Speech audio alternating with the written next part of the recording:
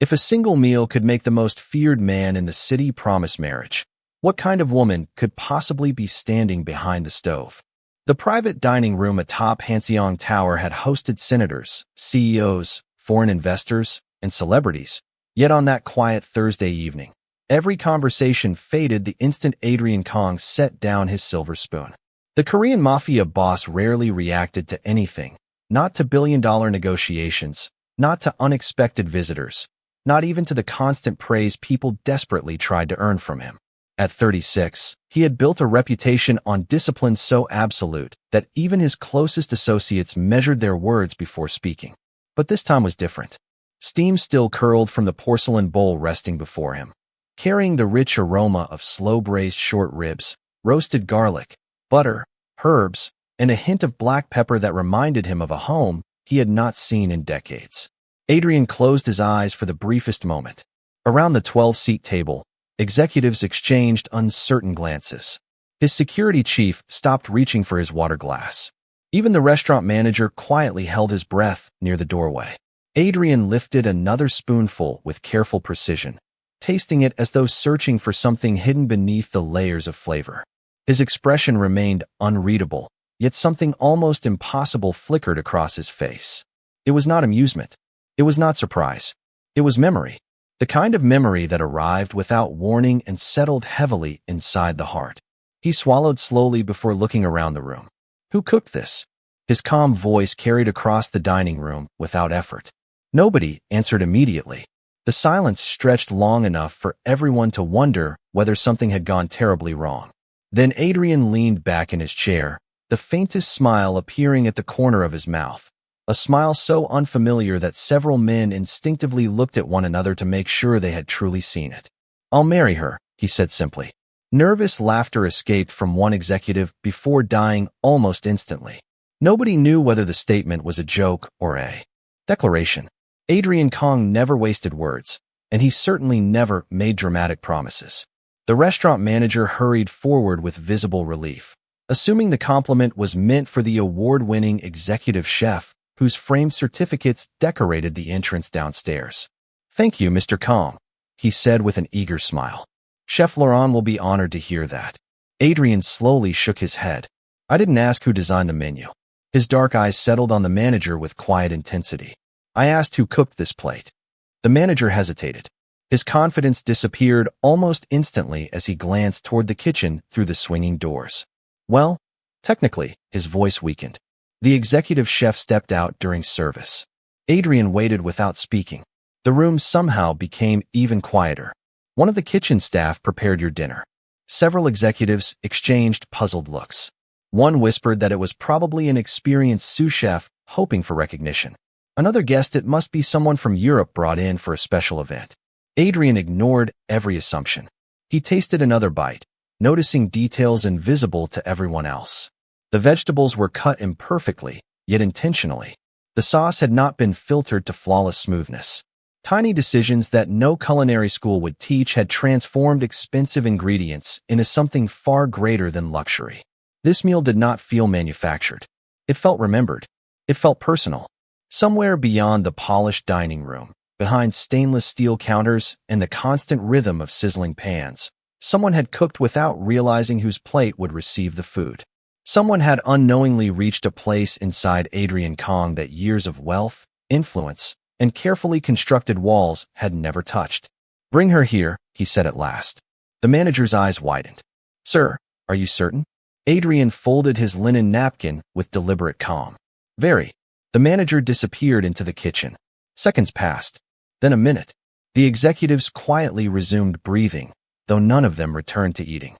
Adrian remained perfectly still, his attention fixed on the kitchen entrance, unaware that the woman walking toward him was the last person anyone in that building expected to change the course of his carefully controlled life. The kitchen fell completely silent the moment the restaurant manager stepped through the swinging doors. The steady rhythm of chopping knives, simmering sauces, and clattering pans dissolved into uneasy stillness as every cook looked up from their stations. Nobody needed an explanation. They recognized that expression immediately. Something important had happened upstairs. The manager scanned the room before finally stopping at the smallest corner station, where Grace Carter quietly spooned fresh herbs into a stockpot without noticing the attention surrounding her. At 29 years old, Grace had learned how to become almost invisible.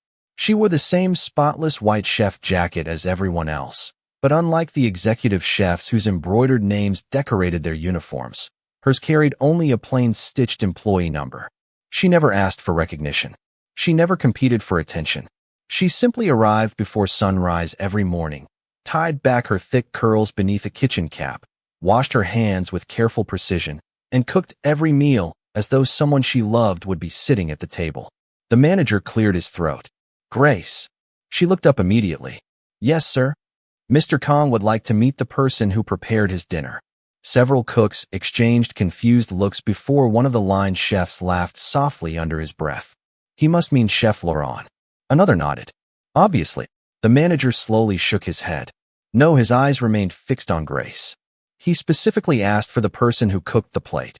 Grace blinked twice, convinced she had misunderstood. "Me?" "Yes." The room became strangely uncomfortable. A few employees looked surprised. Others looked skeptical. One young pastry assistant quietly frowned, as if trying to solve a puzzle that made no sense. Grace lowered her eyes instinctively. "There has to be some mistake." "There is no mistake." The manager spoke gently now. "Chef Laurent left early because of a family emergency. The reservation was already prepared. You finished the entree yourself." Grace glanced toward the nearly empty skillet still resting beside her station. She had not created anything extraordinary. The original recipe had simply tasted incomplete. She had trusted her instincts, added roasted garlic that had been slowly caramelized instead of boiled, folded fresh butter into the sauce after removing it from the heat, and seasoned the vegetables the same way her grandmother always had. Tiny decisions. Nothing dramatic. Nothing worthy of attention. Or so she believed. She quietly untied her apron and wiped her hands on a clean towel. "I should probably change jackets," she whispered. The manager smiled kindly. "There is no time." As Grace followed him through the hallway leading toward the private dining room, memories she rarely allowed herself to revisit quietly surfaced. She was 12 years old again, standing on a wooden stool inside her grandmother Eleanor Carter's small Atlanta kitchen. The old woman never measured ingredients with spoons or cups. She measured with stories. "Food remembers your heart," Eleanor often said, while stirring cast-iron pots that had been passed through generations. People forget recipes. They never forget how you made them feel. Grace had never attended an expensive culinary academy. College had been impossible after hospital bills consumed nearly everything her family owned. Instead, she worked double shifts in neighborhood diners, saved every dollar she could, watched cooking documentaries late into the night, borrowed library books filled with stained recipes, and practiced every technique until sunrise. Every failure became another lesson. Every successful meal became another quiet promise to herself that one day someone would taste the care hidden inside ordinary ingredients. Yet the world rarely noticed women who looked like Grace. Customers complimented younger cooks. Owners promoted louder personalities. Interviews often ended politely before they truly began. She had become accustomed to watching opportunities drift toward people who looked more confident, more fashionable, more traditionally impressive. Eventually she stopped expecting doors to open. She simply kept cooking. The manager paused outside the polished walnut doors leading into the private dining room. He looked at Grace with reassuring eyes. "Do not be nervous." Grace managed a small smile, though her heartbeat echoed inside her chest. "I am not nervous," she answered honestly. "I just hope he enjoyed dinner." The manager opened the door. Warm golden light spilled into the hallway. Every conversation inside stopped before she even crossed the threshold. 12 pairs of eyes turned toward her at once. Expensive suits, crystal glasses, white linen, perfect silence. Grace instinctively lowered her gaze, completely unaware that Adrian Kong had already risen from his chair the very moment she appeared. Grace Carter wished the polished marble floor beneath her shoes could somehow swallow her whole. She had spent years avoiding attention, believing that the safest place in any kitchen was behind the steam, behind the ovens, behind the voices of louder people. Yet now every eye in the private dining room rested on her. Executives studied her with open confusion. They had expected an internationally celebrated chef, someone dressed in an immaculate tailored jacket with medals, television appearances, and impressive credentials. Instead, they saw a plus-sized black woman with flowers still dusting one sleeve and a pair of sensible kitchen shoes that had carried her through 12-hour shifts for nearly 7 years. Adrian Kong remained standing, his calm expression revealing almost nothing, but there was no disappointment in his eyes. There was only quiet curiosity. Grace stopped several feet from the table and folded her hands politely. "Good evening, sir." Her voice was warm, steady, and completely sincere. Adrian looked at her for several seconds before asking the question everyone else seemed too surprised to remember. "Did you prepare this meal?" Grace nodded once. "Yes, sir." Chef Laurent completed the menu design, but he had to leave unexpectedly. "I finished the entree exactly as the kitchen requested." Adrian glanced toward the empty bowl before returning his attention to her. "Exactly." Grace hesitated. Honesty had never made life easier, but it was the only habit her grandmother had insisted she never abandon. "Not exactly." A few executives exchanged amused smiles, expecting a confession that would surely end the conversation. Grace continued quietly. "The original recipe was excellent. I only adjusted a few details because I thought the flavors needed more balance." One executive raised an eyebrow. "You changed the recipe for a private dinner without permission?" His voice carried polite disbelief. Grace lowered her eyes respectfully. "Only because I believe the guests deserve the best meal I could prepare. If that decision was inappropriate, I accept full responsibility." The room became silent again. Nobody defended themselves so calmly anymore. Adrian stepped away from the table, slowly closing the distance between them.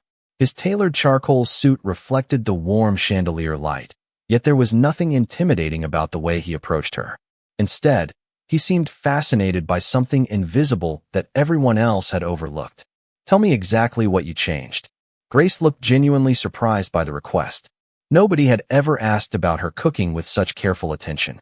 The short ribs were cooked a little longer at a lower temperature. Adrian listened without interrupting. The vegetables were roasted instead of steamed because they develop more natural sweetness that way. I folded butter into the sauce after removing it from the heat, so the texture would stay smooth instead of separating. And I used fresh thyme near the end, because dried herbs lose their fragrance during long cooking. Adrian remained silent. Grace continued almost apologetically. "My grandmother always said recipes are only directions. People are the real ingredient." Those words settled over the dining room with unexpected weight. Adrian's eyes softened almost imperceptibly. He had heard nearly every philosophy money could buy from famous chefs around the world. They spoke about molecular gastronomy, precision, luxury, presentation, exclusivity, and innovation. Yet this woman standing before him spoke only about caring for strangers she would probably never meet. He found himself asking another question before he even realized it. "Who taught you to cook?" A gentle smile appeared across Grace's face, transforming it completely. "My grandmother, Eleanor Carter." The smile reached her eyes, carrying memories too precious to hide. She never owned a restaurant. She cooked for neighbors, church gatherings, birthdays, anyone who needed a warm meal after a difficult week. She believed food could remind people that they were not alone. Adrian looked down at the empty bowl once more. For the first time in nearly 20 years, he understood why that familiar taste had reached somewhere words never could. It had not reminded him of luxury. It had reminded him of kindness. Around them, nobody spoke. The executives had arrived expecting another business dinner. Instead, they found themselves watching two strangers connected by nothing more than an ordinary meal prepared with extraordinary care, completely unaware that this simple conversation had already begun changing both of their lives. When the meeting finally ended, the executives left the private dining room, carrying something far stranger than signed agreements. They carried unanswered questions. Some quietly wondered why Adrian Kong had spent nearly 20 minutes speaking with an assistant cook instead of discussing the international expansion everyone had prepared for. Others assumed the conversation would be forgotten by morning. They had spent years believing Adrian only invested his attention where measurable value existed. None of them understood that certain moments refused to fit inside balance sheets. Grace returned to the kitchen expecting the evening to continue as though nothing unusual had happened. She slipped back into her apron, washed another cutting board, and began helping the night crew organize tomorrow's ingredients. Nobody mentioned what had happened upstairs. A few co-workers stole curious glances in her direction, but the orders kept arriving, ovens continued humming, and dinner service demanded complete focus. That was exactly how Grace preferred it. Recognition faded. Honest work remained. Nearly an hour later, as she carefully labeled containers of fresh vegetables, the restaurant manager approached once again. His expression looked even more uncertain than before. "Grace," he said quietly, "Mr. Kong has another request." She looked up from the stainless steel counter. Did something go wrong with dessert? The manager almost laughed. No. He would like to see the kitchen. Every knife seemed to stop moving at once. The executive sous chef frowned with visible confusion. Private guests admired dining rooms, not preparation stations hidden behind heavy swinging doors. Grace quickly wiped her hands and straightened her jacket. "Everything is clean," she said automatically, glancing around the spotless workspace. "That is not why he wants to come," the manager replied. Moments later, Adrian stepped into the kitchen without an entourage, without unnecessary ceremony, wearing the same tailored charcoal suit that somehow looked completely out of place among polished steel counters and hanging copper pans. The room instinctively became quieter. He did not inspect equipment. He did not criticize organization.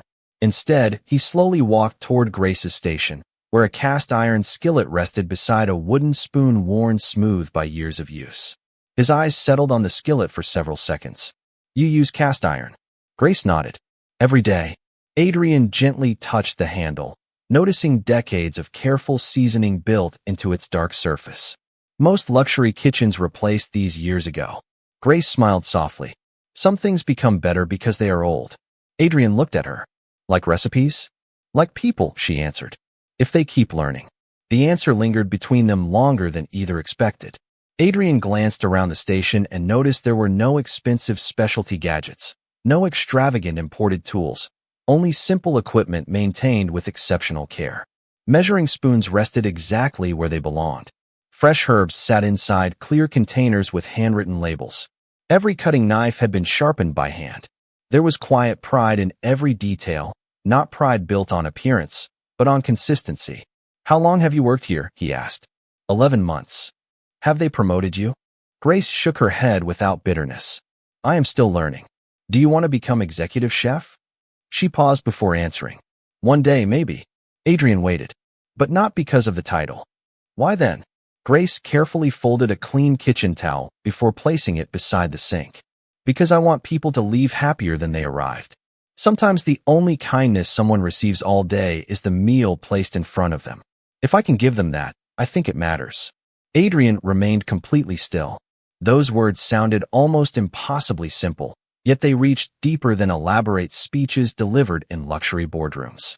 For years he had surrounded himself with people who spoke constantly about success, influence, prestige, and reputation.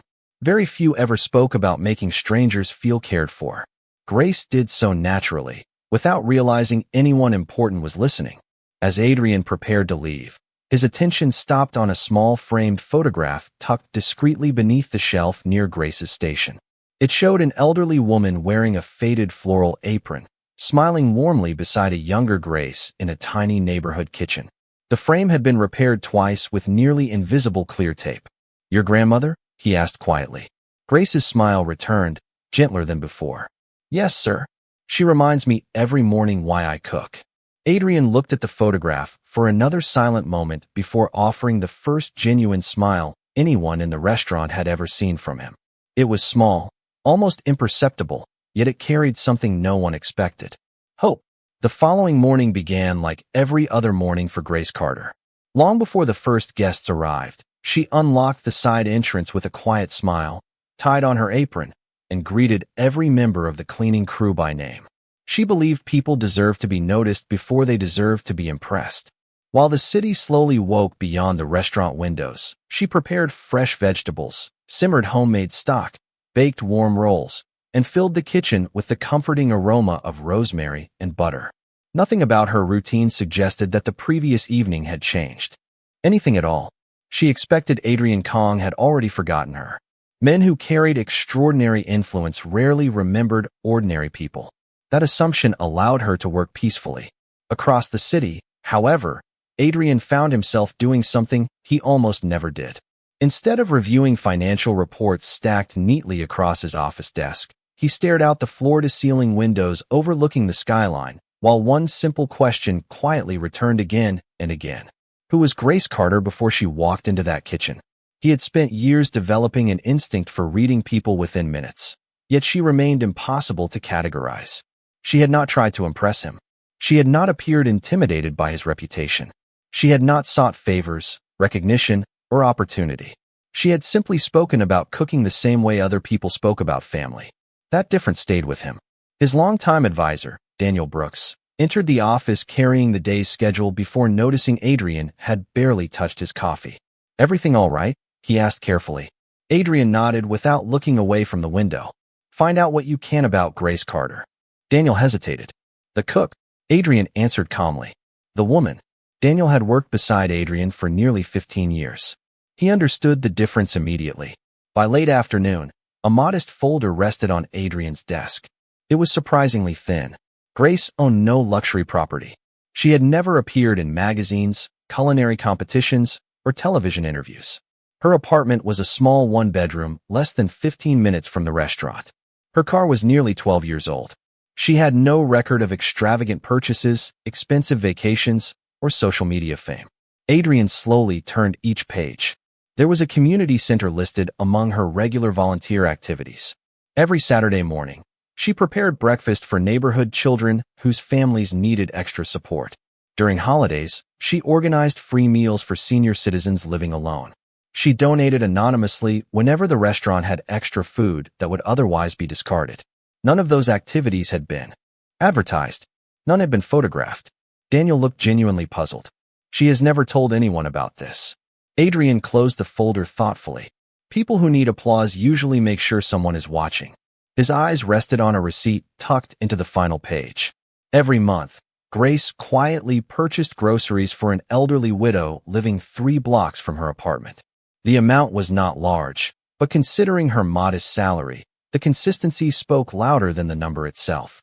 Adrian found himself remembering Eleanor Carter's framed photograph beside the kitchen station. Suddenly, Grace's words made perfect sense. Food remembers your heart. Perhaps kindness did too. That evening, Adrian canceled a private dinner invitation that had been scheduled weeks in advance. Instead, he instructed his driver to stop near the community center listed inside the report.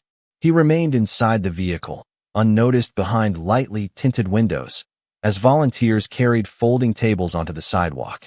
A few minutes later, Grace arrived wearing simple jeans, comfortable sneakers, and a faded blue sweatshirt instead of her white chef jacket.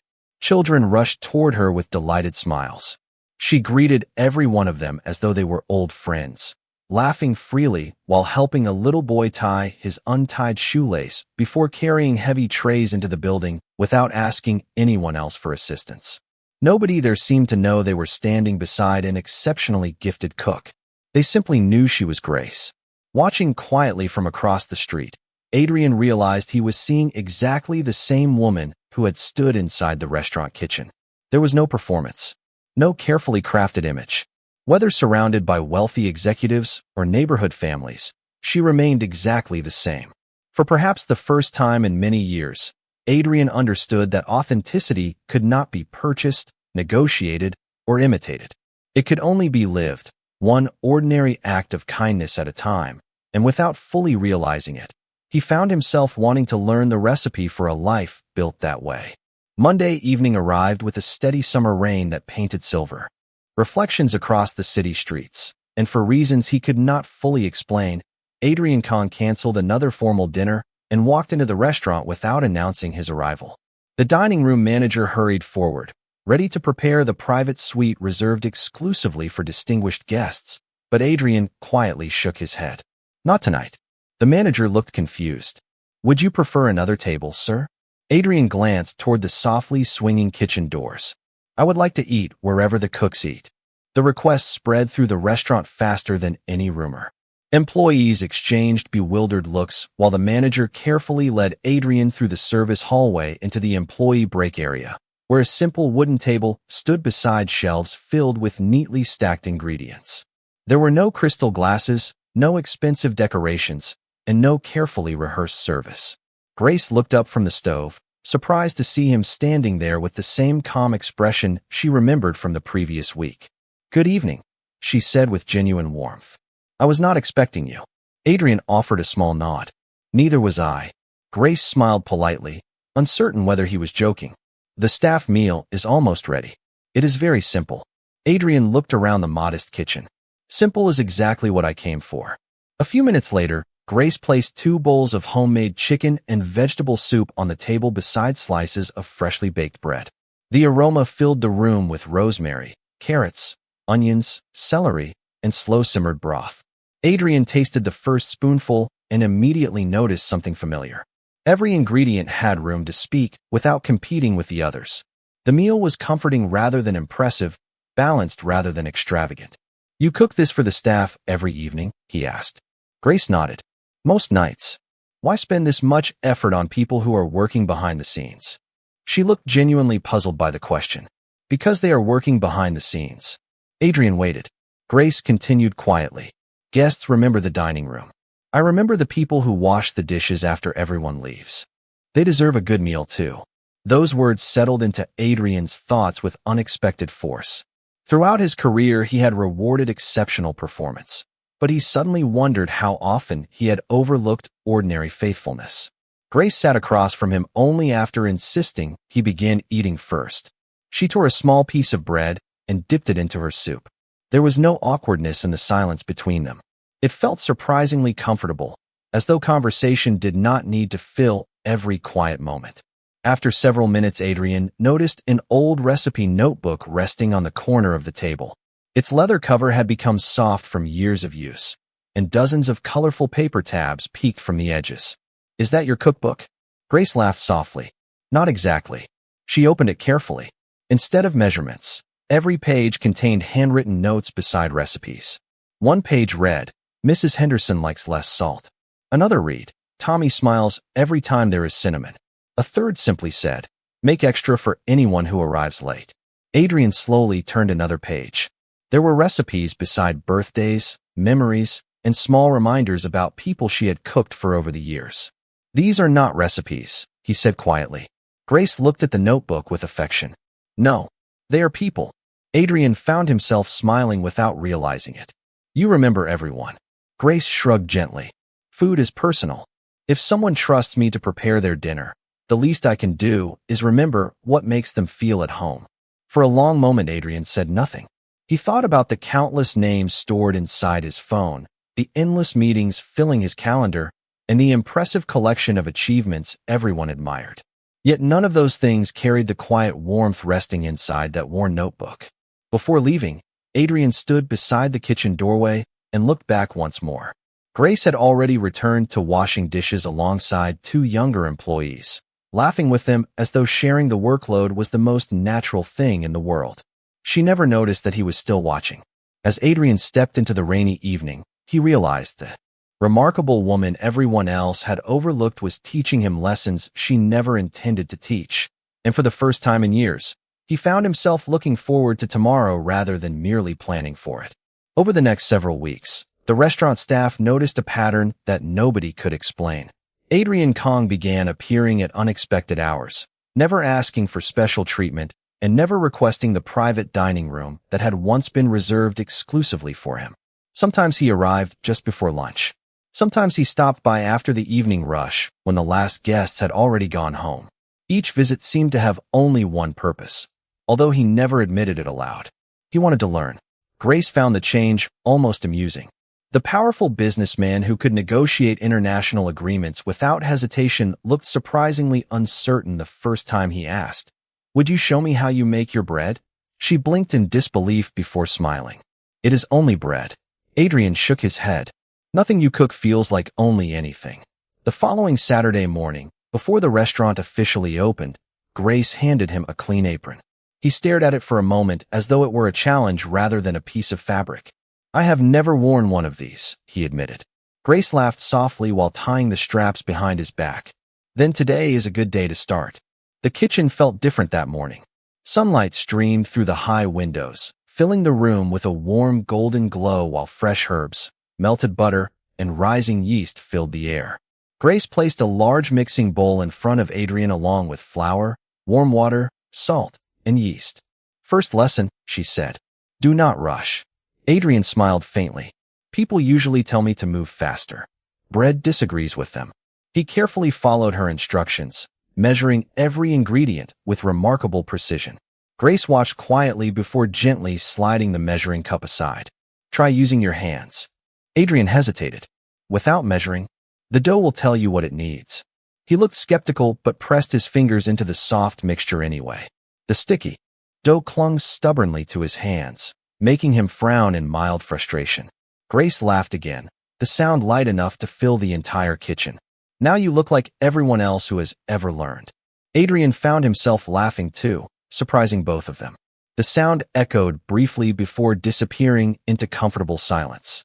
Neither of them realized two line cooks had stopped outside the doorway simply to witness the impossible sight of Adrian Kong smiling over bread dough. As the morning continued, Grace explained every step with patient kindness instead of technical perfection. She spoke about listening to the dough instead of controlling it, about waiting instead of forcing, about understanding instead of demanding. Adrian slowly realized she approached people exactly the same way she approached cooking. Nothing was hurried. Nothing was wasted. Every small action carried intention.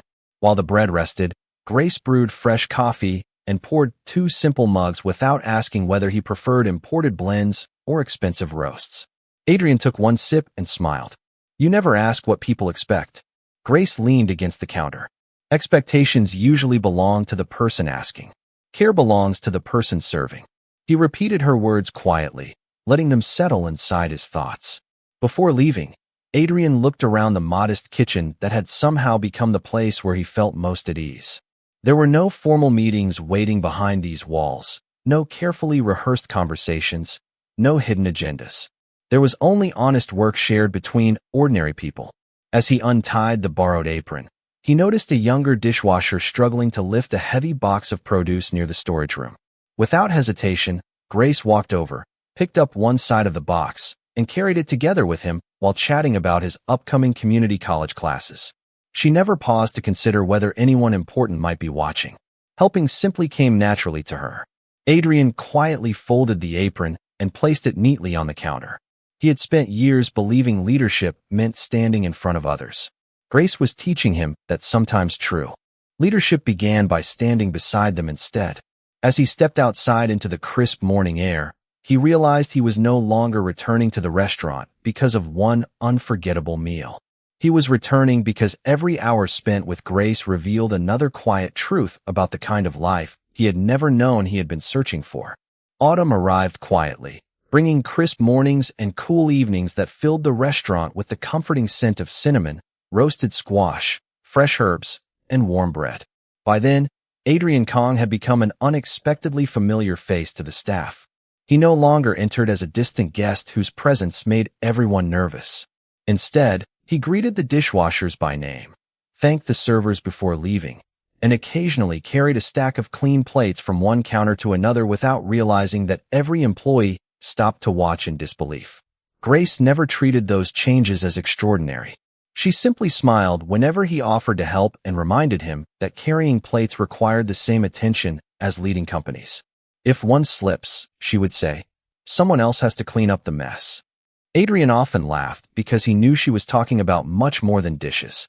One Thursday afternoon, the restaurant prepared for a charity banquet that would provide hundreds of free meals for local families. Volunteers moved quickly through the kitchen, packing insulated containers, arranging fresh bread, and labeling desserts. Grace coordinated every station with calm efficiency, encouraging nervous volunteers and thanking each person for even the smallest contribution. Adrian had quietly arrived early to help assemble meal boxes. Dressed in a simple rolled-sleeve shirt instead of an expensive suit jacket, he looked almost unrecognizable beside the volunteers. As Grace finished seasoning a large pot of vegetable soup, she reached for a container of spices resting near the preparation table. Before adding them, she paused. Her expression changed almost imperceptibly. She leaned closer, opened the container again, and gently smelled its contents. Something felt wrong. The familiar aroma she expected was missing. Instead of continuing, she carefully set the container aside. Adrian noticed immediately. "Is everything all right?" Grace nodded slowly but did not resume cooking. "I'm not sure." She opened a fresh package from the pantry and compared the fragrance with the first one. The difference was subtle but unmistakable. "This one does not belong here," she said quietly. The kitchen supervisor walked over, puzzled. "That container came with this morning's delivery." Grace shook her head. "Then it was packed incorrectly." Rather than taking any risk, she discarded the entire batch of seasoning, opened new ingredients, and prepared the soup again from the beginning, even though it meant delaying the schedule. Some volunteers sighed at the extra work, but Grace never complained. "People trust us with their meals," she said gently. "Trust deserves patience." Adrian watched every decision in complete silence. Nothing dramatic had happened. No crisis unfolded. Yet Grace had willingly repeated hours of careful work simply because one small detail did not feel right. Later that afternoon, the supplier called the restaurant with an unexpected apology. During packaging at the distribution center, several unlabeled containers had accidentally been placed in the wrong shipment. The mistake was harmless, but the seasonings were intended for entirely different recipes and would have ruined the flavor of hundreds of meals. Relief spread through the kitchen as everyone realized how easily the error could have gone unnoticed. The supervisor turned toward Grace with grateful admiration. "You caught something the rest of us missed." Grace smiled modestly. "I only paid attention." Adrian looked at her for a long moment. It was not extraordinary talent alone that impressed him anymore. It was the quiet habit of caring enough to notice what others rushed past. That evening, after the final meal boxes had been delivered, the volunteers gathered for coffee before heading home. Children laughed outside the community center while families carried warm dinners through the cool evening air. Adrian stood beside Grace beneath strings of soft lights hanging across the courtyard. "You know," he said, thoughtfully, "most people think remarkable moments are loud." Grace wrapped both hands around her warm cup and smiled toward the families walking away together. "The most important ones usually whisper." Adrian followed her gaze, watching parents, grandparents, and children carrying simple meals prepared with extraordinary care. In that peaceful moment, he realized the greatest gift Grace had ever offered him was not unforgettable food. She had quietly changed the way he measured success, replacing admiration with service, recognition with kindness, and achievement with genuine human connection. And he understood that some of life's most meaningful transformations began so gently that only a grateful heart could hear them. Winter arrived with clear skies and crisp air, and the restaurant celebrated another successful year by hosting a small dinner after the final guests had gone home. There were no reporters, no executives, and no carefully planned speeches. Only the people who had spent countless mornings preparing meals and countless evenings cleaning kitchens together. Laughter replaced formal conversation, while the scent of fresh rolls and roasted vegetables drifted through the familiar room. Grace moved from table to table, making certain everyone had enough to eat before finally reaching for an empty plate for herself. Before she could serve anything, Adrian gently stepped in front of her carrying an apron that looked remarkably familiar. Several employees watched with quiet curiosity as he tied the apron around his own waist, rolled up his sleeves, and walked toward the stove with determined concentration. "Tonight," he said with a smile that everyone had learned was genuine, "you are the guest." Grace laughed softly. "I do not think that is how this usually works." Adrian looked at her with calm confidence. Maybe it should. The kitchen grew unusually quiet as everyone watched him begin preparing dinner. His knife skills were still imperfect, and he measured ingredients more carefully than Grace ever did, but every movement reflected months of patient practice. He stirred the soup slowly instead of rushing, tasted the sauce before seasoning it again, and waited for the bread to finish baking instead of trying to hurry the process. More than once he glanced toward Grace, silently asking whether he was doing all right. She answered each time with a reassuring smile instead of instructions, trusting him the same way she had trusted every beginner willing to learn. When the meal was finally ready, Adrian carried a simple bowl of soup and a warm slice of fresh bread to the seat Grace usually gave away to someone else. He placed the plate before her with both hands, exactly as he had seen her serve hundreds of meals over the past months. "I hope it is good enough," he said honestly. Grace lifted the spoon, tasted the soup, and paused. Around the room, everyone waited for her reaction. She smiled before looking back at Adrian with unmistakable warmth. It tastes like someone cared. Adrian quietly exhaled, relieved in a way that surprised even him. He pulled out the chair across from her and sat down. For a few peaceful moments, neither of them spoke. The room filled with gentle conversation again, while snowflakes drifted beyond the windows, covering the city in soft white silence. Finally, Adrian looked at Grace and said, "The first night we met, I believed an unforgettable meal was the reason I kept returning here." Grace listened without interrupting. "I was wrong." She tilted her head slightly. Adrian continued, "I came back because every visit reminded me that success means very little if it cannot make someone else's day better. You taught me that without ever trying." Grace lowered her eyes for a moment, deeply touched. "My grandmother used to say that kindness is like bread. You have to make it fresh every day." Adrian smiled, remembering the old photograph beside her station. "Then I hope I never stop learning." He reached for the notebook she had once shown him, now resting on the table beside her. Opening to the final blank page, he carefully wrote one sentence before sliding it back across the table. Grace read the words slowly, and tears of quiet gratitude gathered in her eyes without falling. The sentence simply said, "Thank you for reminding me what home feels like." She closed the notebook gently and looked at Adrian with the same peaceful smile she had carried since the day they first met. No grand promises were needed. No dramatic declarations could have carried greater meaning than the life they had already begun changing together. Around them, the staff continued laughing, sharing food, and creating memories that would outlast every recipe written on paper. Outside, the city hurried toward another tomorrow, unaware that inside one warm kitchen, two very different people had discovered that dignity, humility, and kindness could bring worlds together in ways power never could. And long after the last light in the restaurant faded into the quiet winter night, the people who had witnessed their journey would remember that the finest meals were never defined by expensive ingredients, but by the generous hearts willing to prepare them.